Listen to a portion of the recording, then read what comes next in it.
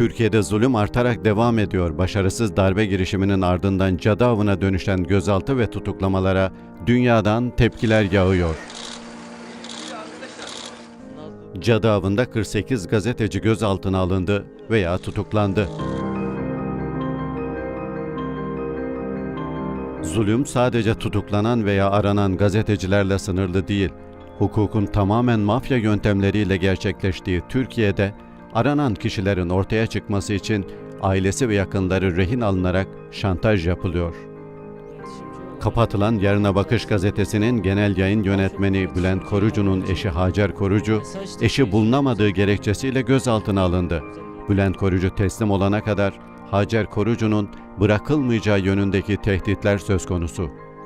Hacer Korucu'nun hiçbir hukuku gerekçe olmaksızın eşine şantaj yapıp teslim olmasını sağlamak amacıyla gözaltına alınması dehşet olarak yorumlandı.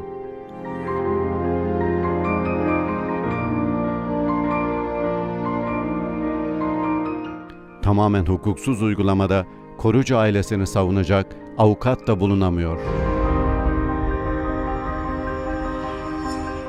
Bülent Korucu'nun çocukları sosyal medyada seslerini duyurmaya çalışıyor. Sakıp Korucu, annesi gözaltına alınırken polisin kendilerini de gözaltına almakla tehdit ettiğini duyuruyor.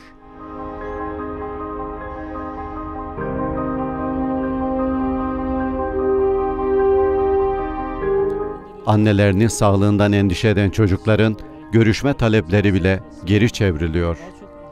Bülent Korucu sadece kendi mesleği olan gazeteciliği yapıyordu. Bugüne kadar pek çok basın kuruluşunda üst düzey görevlerde bulundu. Son olarak kısa bir süre önce yayın hayatına başlayan ve darbe girişimi sonrasında kapatılan basın kuruluşundan biri olan Yarına Bakış gazetesinin genel yayın yönetmeniydi.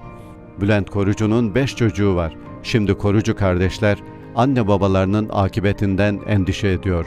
Olup bitenleri anlamaya, seslerini duyurmaya çalışıyorlar.